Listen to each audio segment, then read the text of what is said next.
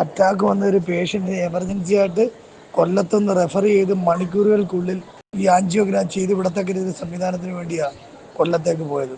എന്നിട്ട് അവിടുന്ന് തിരുവനന്തപുരത്തേക്കും റെഫർ ചെയ്തു. അപ്പം തിരുവനന്തപുരത്ത് വന്ന് കിടന്നിട്ട് വെള്ളി, ശനി, ഞായർ, തിങ്കൾ, ചൊവ്വ, ഇന്ന് 5ാമത്തെ ദിവസമാവും. എന്ത് നടന്നിട്ട് അത് ഒരു ആൻജിയോഗ്രാം ചെയ്യുന്നതിന് വേണ്ടിയിട്ടും ഒരു എക്കോ എടുക്കുന്നതിന് വേണ്ടിയിട്ടാണെന്ന് നടന്നിട്ട് ഈ 5 ദിവസം.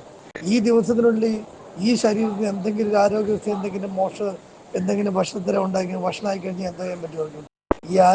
ഈ ആരോഗ്യാവസ്ഥ ഇപ്പം നിലവിൽ എൻ്റെ ഈ ആരോഗ്യാവസ്ഥയിൽ എന്തെങ്കിലും ഒരു വഷളം അല്ലെങ്കിൽ എന്തെങ്കിലും ഒരു പോരായ്മ ഉണ്ടെങ്കിൽ അവർക്ക് എന്താ ചെയ്യാൻ പറ്റും? എൻ്റെ കുടുംബത്തിനുണ്ടാകുന്ന നഷ്ടം അവരൊക്കെ ഉണ്ടാവുമോ? അവരുടെ ഉദാസീനത ഉണ്ടാവുമോ? നികത്താൻ എന്തൊരു മര്യാദയില്ലാത്ത ഇടപെടിയില്ല ഈ കാണിക്കുന്നത്. ഒരു സാധാരണക്കാരൻ്റെ ആശ്രമമായി തീരേണ്ട ഒരു ആതിരാഗ്രഹമല്ലേ. കൊല്ലം ഡിസ്ട്രിക്ട് ഹോസ്പിറ്റലിലെ ഡോക്ടർ സ്പെഷ്യൽ റിക്വസ്റ്റ് പ്രകാരം പറഞ്ഞ എത്രയും പെട്ടെന്ന് തിരുവനന്തപുരത്ത് കൊണ്ടുപോയി ഉടനടി തന്നെ ആൻജിയോഗ്രാം ചെയ്ത് കറക്റ്റ് ബ്ലോക്ക് മാറ്റാൻ. ഇത് 5ാമത്തെ ദിവസമായെന്ന് പറഞ്ഞു ചേട്ടാ. എവരൊക്കെ എന്ത് ഈ കുഞ്ഞു കളിക്കുന്നത്?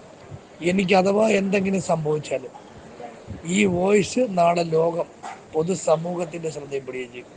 എനിക്ക് എന്തെങ്കിലും സംഭവിച്ചാൽ യാതൊരു കാരണവശാലും ഇതിനകത്ത് ഉത്തരവാദിത്തപ്പെട്ട ഒരുത്തനെയും വെറുതെ വിടുക. അവനൊക്കെ കോടതിക്ക് മുന്നിൽ കൊണ്ടുവന്ന് അവനൊക്കെ തക്ക ശിക്ഷാവിധി തന്നെ വാങ്ങിച്ചു കൊടുക്കണമെന്ന് ഞാൻ വളരെ വിഷമത്തോട് ഞാൻ സംസാരിക്കുന്നത്. ഇപ്പോഴും ഞാൻ സംസാരിച്ചുകൊണ്ടിരിക്കുമ്പോഴും എനിക്ക് ശാരീരികമായിട്ട് ഒരുപാട് ബുദ്ധിമുട്ടുകളുണ്ട്. ഈ ബുദ്ധിമുട്ടുകൾ നിലനിൽക്കുകയാണ് എൻ്റെ ഈ ആൻജിയോഗ്രാം മാറ്റി വെക്കുന്നതായിട്ടുള്ള രീതി മനസ്സിലായത്. എന്തിൻ്റെ പേരിലാണെന്ന് എനിക്കറിയത്തില്ല ആൻജിയോഗ്രാം എൻ്റെ ഡേറ്റ് മാറ്റി വെച്ചിരിക്കുന്നത്.